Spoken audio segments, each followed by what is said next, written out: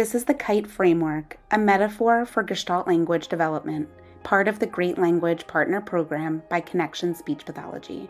Take a moment to picture your child or student holding a kite. The kite represents their language in the form of the gestalts they've acquired over the years, both spoken and those kept within. Imagine your child carrying that kite around everywhere they go, but they're never quite able to get it to take flight, as they have such a tight grip on its string. That grip on the kite string represents the way the child's gestalts are tethered to their own experiences, which only they can understand. Now picture yourself on a park bench watching your child hold their kite. You can tell by their face that they want to do more than carry the kite around. You see them moving around trying to get the kite to lift. After careful observation, you notice what's happening, that your child needs to let the string unwind a bit. So you join them and show them that when they extend the string, the kite begins to take flight. They look at you with amazement, almost in disbelief that you've understood exactly what they needed. In this moment, you are a receptive partner to your child. You took the time to notice your child's needs and goals and offered to be there with them as their partner. Being receptive is the first quality of a great language partner. Now you're holding the string. You start to extend the line little by little, allowing the kite to begin to sway in the breeze. For a moment, it seems like the kite might actually take off. But then the wind changes directions and the kite comes crashing down. You start to think that maybe there's more to flying the kite than the length of the string. You realize that if you're going to help your child fly their kite, you're going to need to follow the wind's lead and position yourself accordingly. So you turn your back toward the wind so the air can carry the kite upwards.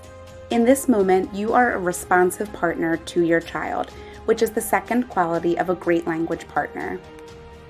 The next day, you and your child go out to fly the kite again, only this time you choose a new park.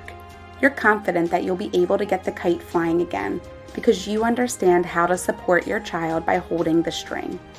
In fact, you even offer the string to your child to see if they would like to hold it. And even though they don't, you're hopeful that someday they will. You make sure to have your back to the wind and the kite begins to take off. You think, wow, we've really got this kite thing down. But then, all of a sudden, another crash. You did not notice that you were so close to a patch of tall trees and the kite got stuck right in the branches. You took a moment to pull the kite out. You looked around and realized that the whole area was obstructed by trees. This is no place to fly a kite, and you and your child are both frustrated and disappointed, so you pack the kite up and head home.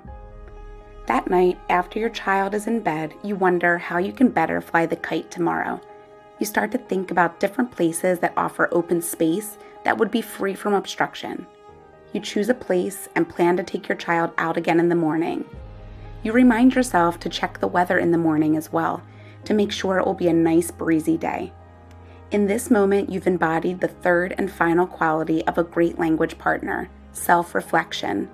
You thought about the challenges you and your child faced and came up with new ways to overcome them. Now you're confident that with the right conditions, you and your child will be able to fly the kite as high as the sky. So the next day, you and your child arrive at a big, wide-open field. The wind is blowing and the sun is shining. You notice your child starting to unwind the kite string without your help, and you smile because you always dreamed this day would come. Together, you start to unravel the string a little more and the wind pulls the kite up a bit higher. With the wind at your back, the kite begins to flutter and lift. And then you realize it's happening. The kite is flying. The more the string unwinds, the higher it goes. The more you move with the wind, the longer it flies. And when the moment is right, you hand over the string to your child, and suddenly they're flying their own kite.